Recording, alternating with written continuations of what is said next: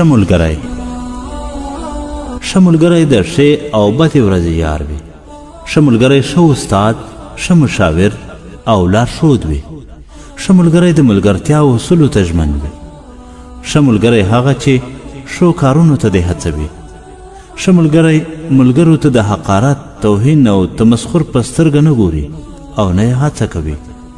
ښه انډیوال د ملګرو عزت او ابرو د ځان عزت او ابرو بولي.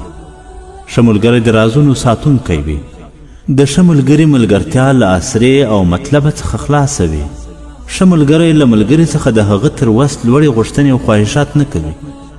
ښه ملګری خپل ملګری له روزمره ازمویلو سره نه مخ کوي. ښه ملګری په ملګرتیا کې مادیات او موقف، قومیت او دې ته ورته نورو خواو ته ارزښت نه ورکوي. ښه ملګری په ملګرتیا کې ځان پر نورو غوره او بهتر نه ګڼي. ښه ملګری احسان هیرونکی نه وي او نه هم ملګرو ته د خپلو ښو پیغور ورکوي. ښه ملګری خپل ملګری په نرمۍ سره تېروتنو ته متوجه کوي. ښه ملګری عقده‌يي او خودخوا نه وي. د ښه ملګري ملګرتیا په باور، اخلاص، رښتینولۍ او ورورولۍ ولاړه وي. ښه ملګری د ملګري اوږه او تکیه وي. ښه ملګری مو هیڅکله په سختو حالاتو کې یوازې نه پرېږدي. ښه ملګری مو راز ساتي. هغوی هیڅکله هغه محرمانه خبرې چې تاسو ورته کړې وي نورو ته نه کوي. ښه ملګری مو وخت پیژندونکی، صادق او امین وي. ښه ملګری مو په خوښیو خوښ او په خفګان مو خفه وي. ښه ملګری مو په دې پوهیږي چې څه وخت خبرې او څه وخت سکوت وکړي.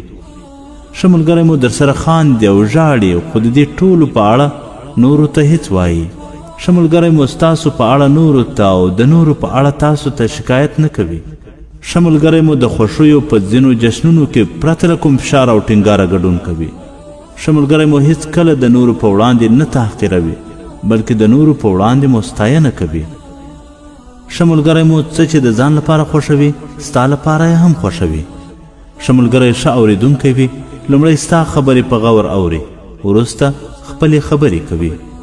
ښه ملګری مو خپلې خوښۍ در سره ویشي، غمونه او ستونزې مو در سره نیمایي کوي. ښه ملګری مو پر تېروتنو او بدیو سترګې پټوي. له ښېګڼو او نیکیو مو مننه کوي. ښه ملګری مو هغه کارونه نه کوي چې ستاسو دښمنان یې هیله لري.